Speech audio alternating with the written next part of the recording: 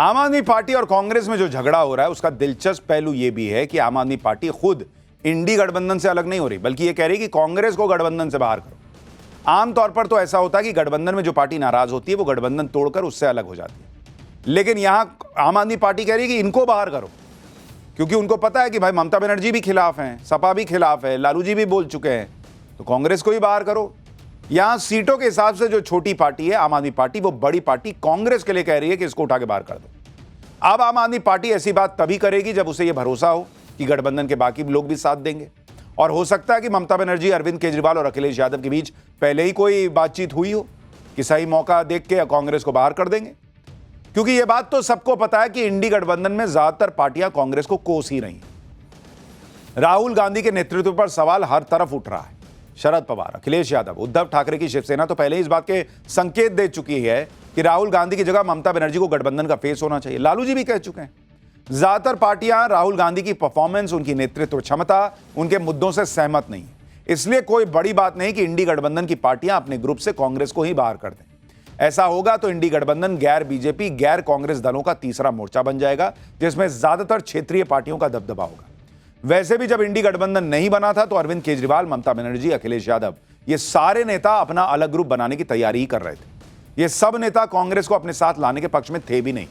फिर शरद पवार और नीतीश कुमार ने सभी दलों को जोड़ा और उसमें कांग्रेस और ममता बनर्जी, अखिलेश यादव, केजरीवाल सब एक मंच पर आए। अब हो सकता है कि फिर से वही स्थिति बन जाए, यानी इंडी गठबंधन का अंत हो जाए और क्षेत्रीय दल अपना अलग गठबंधन बना ले। अब जो लोग पूछते थे कि भाई इंडी अलायंस क्यों बोला जाता है, इंडिया क्यों नहीं बोला जाता, इंडिया अलायंस, भाई एक तो इंडी और लास्ट वाला ए तो अलायंस है, तो इंडिया में ऑलरेडी अलायंस है, तो इंडिया अलायंस कैसे बोला जाए। और दूसरा सोचिए, आज की डेट में कितना खराब लगेगा कोई बोलेगा कि इंडिया टूट गया।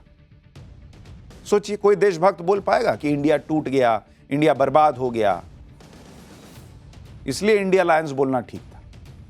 अब यहां सवाल यह भी है कि इंडी गठबंधन में तो सबसे बड़ी पार्टी कांग्रेस है। अगर वो इंडी गठबंधन से निकल जाएगी तो क्या गठबंधन कमजोर नहीं पड़ जाएगा।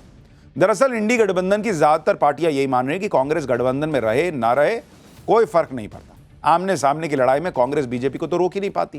कांग्रेस के बारे में इंडी गठबंधन की बाकी पार्टियों की यह धारणा गलत भी नहीं है, क्योंकि आप कांग्रेस का प्रदर्शन देखिए। हरियाणा में सीधी लड़ाई में कांग्रेस बीजेपी को नहीं रोक पाई।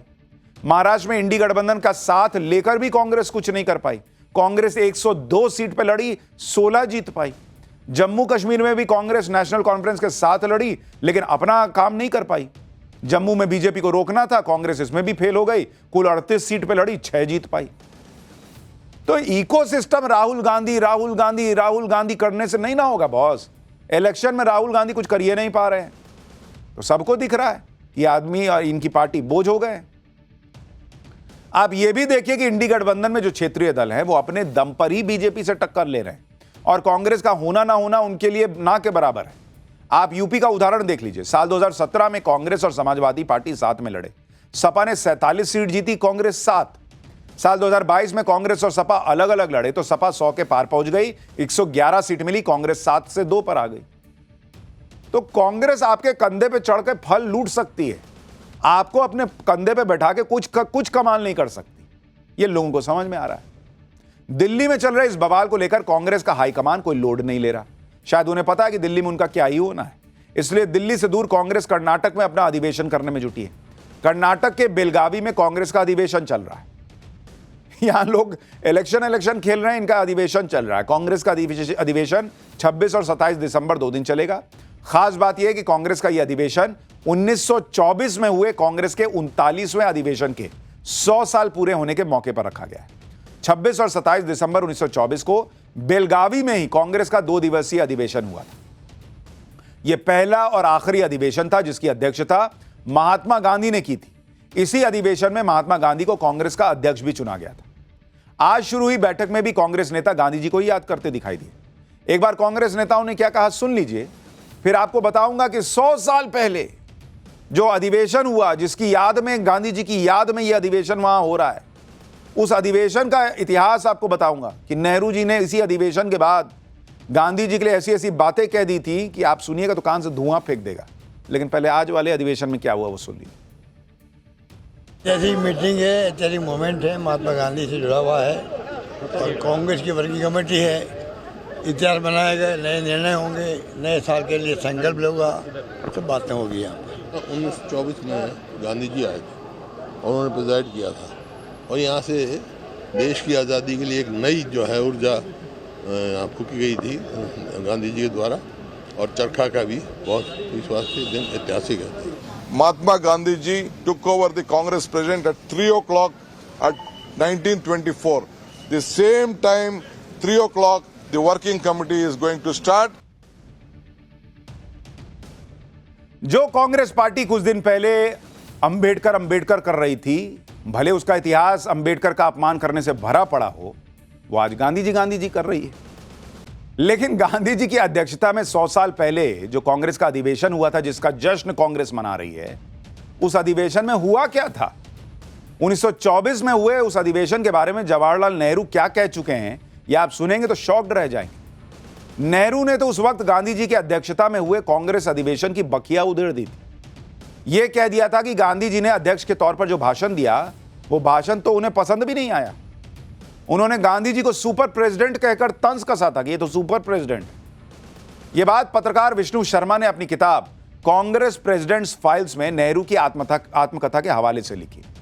जवाहरलाल नेहरू ने अपनी आत्मकथा जवाहरलाल नेहरू एंड ऑटोबायोग्राफी के पेज नंबर 132 पर लिखा है कि दिसंबर 1924 में बेलगाम में कांग्रेस का अधिवेशन हुआ और गांधी जी अध्यक्ष बने। गांधी जी का कांग्रेस अध्यक्ष बनना एक तरह से एंटी क्लाइमैक्स था, क्योंकि वे लंबे समय से परमानेंट सुपर प्रेसिडेंट थे। मुझे उनका अध्यक्षीय भाषण पसंद नहीं आया, ये नेहरू जी कह रहे हैं कि जो गांधी जी बोले, अध्यक्षीय भाषण दिए, पसंद नहीं आया। मुझे यह भाषण बहुत ही निराशाजनक लगा।